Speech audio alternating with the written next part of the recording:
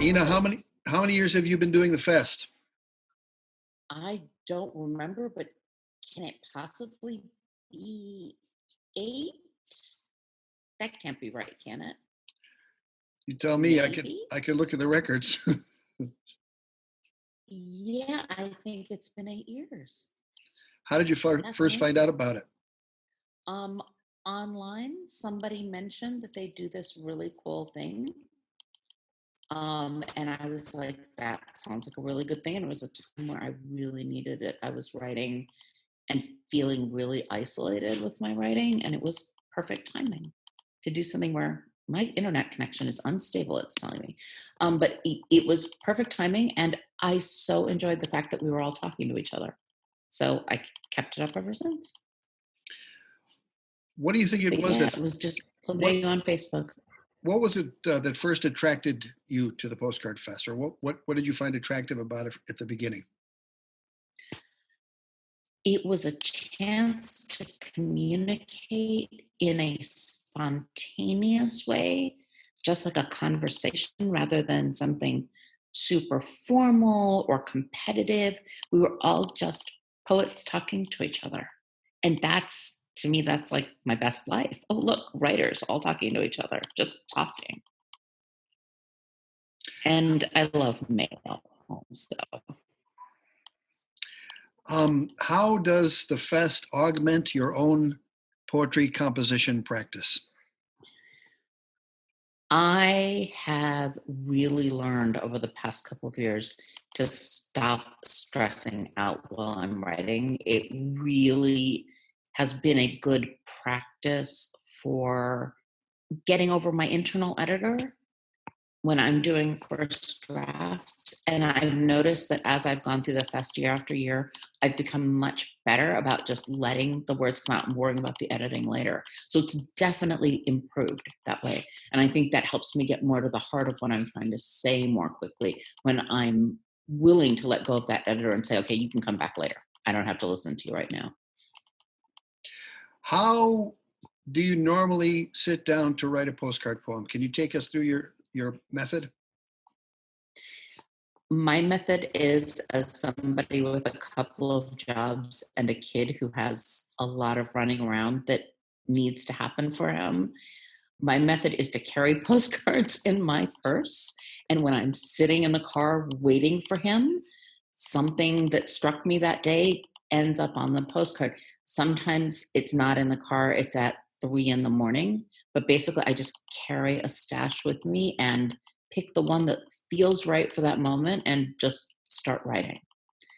So for me, it's been an ability to find my words even in the middle of a lot of chaos and busyness.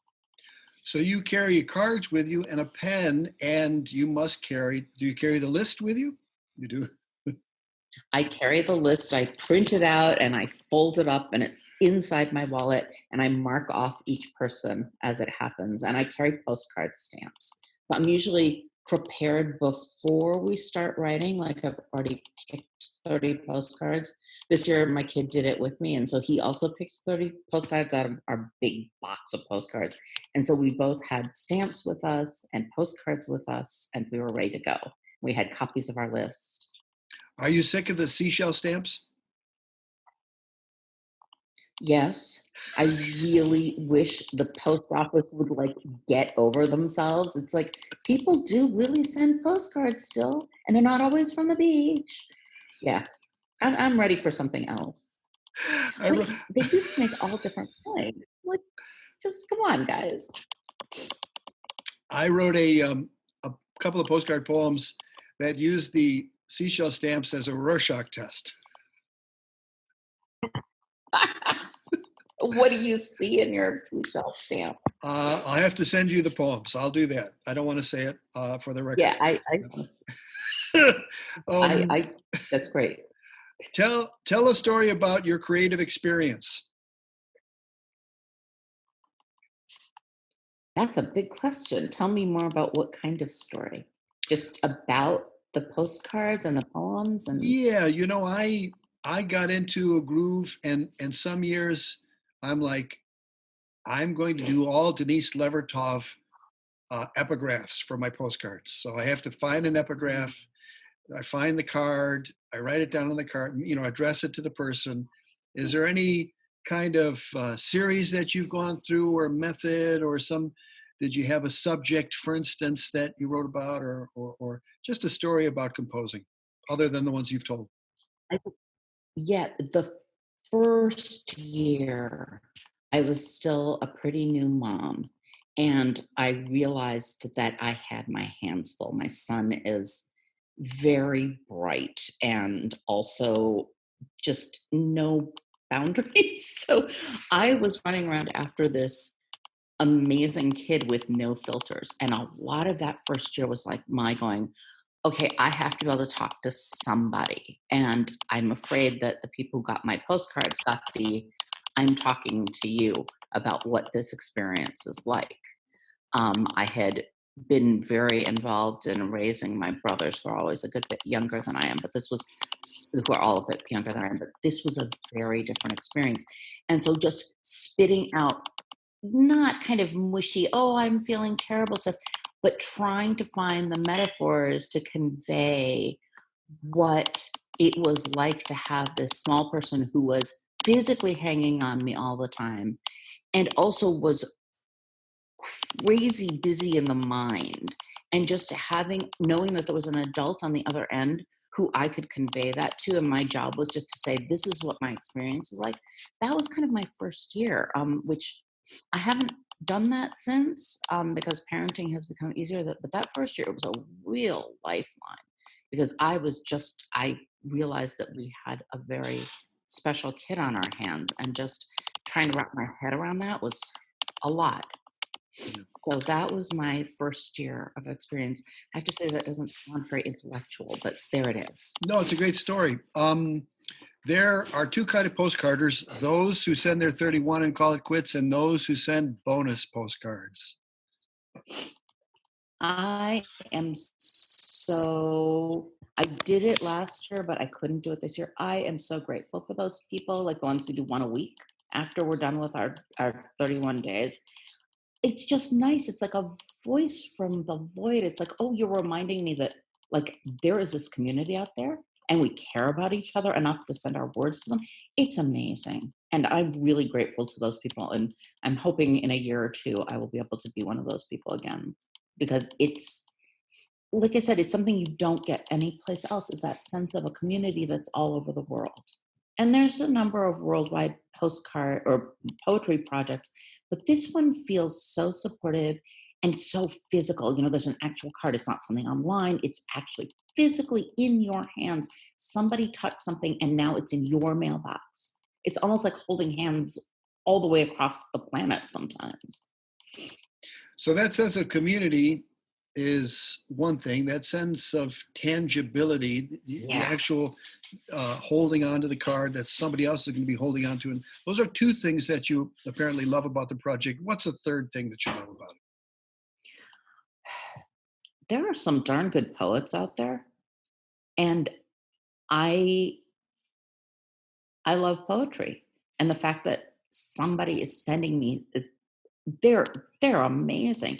This brilliant work. I mean, it's just the fact of the poems themselves, that there are people out there who can write such amazing things. And, you can go looking through bookstores and you won't always see that, this flash of brilliance. And here it is, somebody sending me things, and maybe in the mailbox will have this amazing set of words.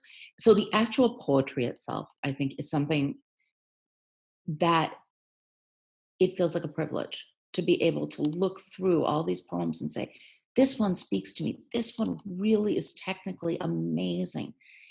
This person has such a different perspective. That by itself makes it special. And it's an alive way of finding new poets. It's not, like I said, like going through bookshelves. I love bookstores, but the ability to actually have it coming at you and to be able to look at it and say, I wonder what I'm going to find. What brilliant set of words am I going to find? So the poems themselves, I would say, is the third thing. What are three things about the POPO Fest that need improvement? Want more people. Want lots more people. I want to be able to.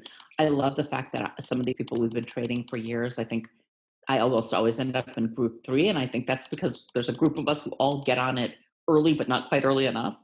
But I'd love to see some new faces. I would love to know that every time I go to a new town and go to like a poetry reading, I might be meeting one of the people that I've gotten a postcard from or who I've sent a postcard to. So I want more people. That's one thing.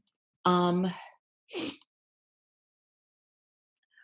I think something you said this last year that I would love to have people really keep in mind is that perfection isn't the point. And that includes you don't have to make your own postcards. You don't have to write a perfect poem, that you don't have to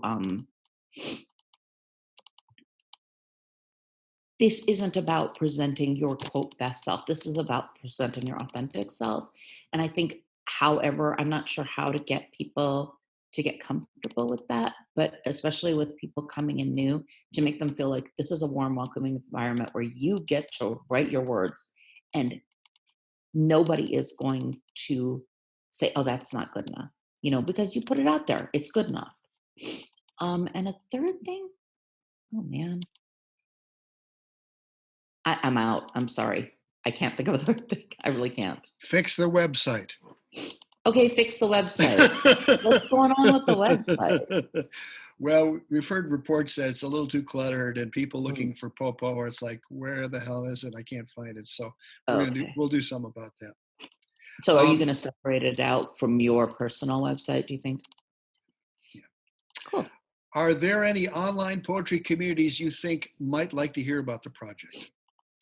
Well, I think, a lot of the overlap that I've had with other people has been, on Robert Brewer's Poetry Aside, and they're a community where that's one of the communities where it can go really well or really poorly in the interactions. But I think a lot of those people would like to have an opportunity to write every day more like what they're doing, say in November or April. I think they would love it in August. So that's a community I would reach out to. There's a poet, I've met some great poets on erratosphere, but there's no easy way to reach out to them. I'd have to give it some thought, but I do think there's a lot of communities who would like the physical part that, they do it online, but they'd like the physicality and they'd like the non-critical aspect where we're not critiquing each other's poems. But yeah, that would be the first place I would think of is poetic asides, that community. Are there any non-online or meet-space communities that you think might like to hear about the project? Wow, I'm the wrong person to ask because I don't have any. I'm I mean, you guys up in Seattle, I feel like I get to tenuously say there's a writing community up there I'm connected to because in Silicon Valley, the poets are hiding. They're there, but they're hiding. So, What advice would you have for someone considering joining the fest? oh, just do it. Do it. It's totally, it doesn't matter if you don't think you have the time. If you want to write, just jump in. Don't be afraid, or be afraid and jump in anyways, but consider it an exercise in overcoming boundaries if it's frightening for you, and a chance to tell yourself you're good enough. So I Do would just do it. I wouldn't think about it. I would just do it. do you have a postcard poem that you'd like to share, one that you've written? Sure. Hang on. I'll have to find it here because I just sent it to you. But sure, if I can read this, I picked it because it's very August, and it was in the middle of the fest this year that I wrote it. So can I just go ahead? Yes, please. Okay. August heat and dreaming of cranberry time. Even red is cooler. The gritty sunsets give way to fog. Far out. I just, like I said, you know, it was August. It was getting really hot. I was feeling it. I let someone else know. Well, I'm delighted for your inspired participation, and thanks, for being co-editor and really being the person that helped make the postcard anthology happen. I'm really grateful for that. I am too. It was a wonderful experience. I'm hoping we'll do it again when it's been 20 years. Well, I think sooner than that, probably. Sooner than that. Ooh, Yeah, I hope so. Anyway, we'll keep you. I'm going to try and do 10 or 20 of these interviews, and we're going to oh, put a lot of this material online. So, excellent. so agreeing to do the interview, you agreed to had to have that online, and Mhm. um, thanks for changing your out of your pajamas. Hey, I did what I could. I'm talking to Paul. I have to get out of my pajamas. Tell So you yeah, let me know when it's up. I'd love to share the interviews with other people. So good. Tell your boys I said hi. I will do. Take care. Say hi to everyone for me. Okay. Bye Bye, now. Ina. Take care.